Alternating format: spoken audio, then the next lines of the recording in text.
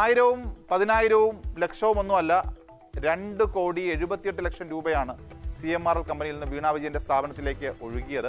ഇതെന്ത് മഹനീയ സേവനത്തിനാണ് എന്ന ചോദ്യങ്ങൾക്ക് ED അന്വേഷണത്തിലും കൃത്യമായ ഉത്തരം കർത്തയ്ക്കും വീണയ്ക്കുമില്ല. ഇനിയിപ്പോ രണ്ടാളും കുടുങ്ങുമല്ലോ. അവനവന് ഉള്ളതും കൊണ്ടിരുന്നാ പോരായിരുന്നോ? ഇനിയിപ്പോ കണ്ണ് പടച്ചിട്ട് എന്താ കാര്യം?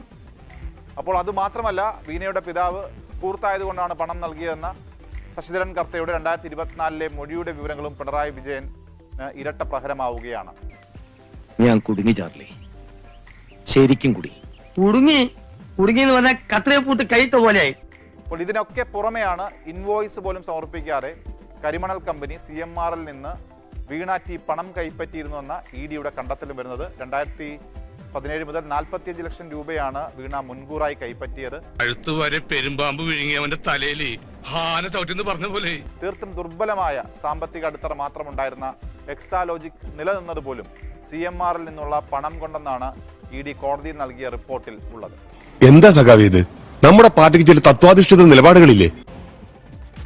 മാസപ്പടി കേസിലെ ED അന്വേഷണം ഒരു നിർണായക ഘട്ടത്തിൽ എത്തി നിൽക്കുകയാണിപ്പോൾ.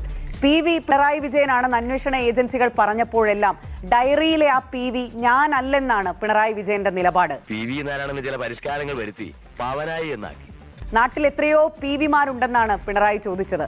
ഇന്ററിം സെറ്റിൽമെന്റ് ബോർഡ് റിപ്പോർട്ട് രാഷ്ട്രീയ പ്രേരിതമാണെന്നായിരുന്നു പിണറായിയുടെ എന്നത്തെയും നിലപാട്. എന്റെ ദൈവമേ, അപ്പൊ കുടുംബടക്കം കള്ളന്മാരാണ്. ഇപ്പോൾ KSIDCക്ക് അടക്കം ഓഹരിയുള്ള CMRL അതിൽ നിന്നും ശശിധരൻ കർത്ത കുടുംബ കമ്പനിയായ നിപുണയിലേക്ക് പണം വകമാറ്റിയെന്നും ED കണ്ടെത്തിയിട്ടുണ്ട്. എടാ, കക്കാൻ പഠിച്ചാൽ നിൽക്കാനും കൂടി പഠിക്കണം.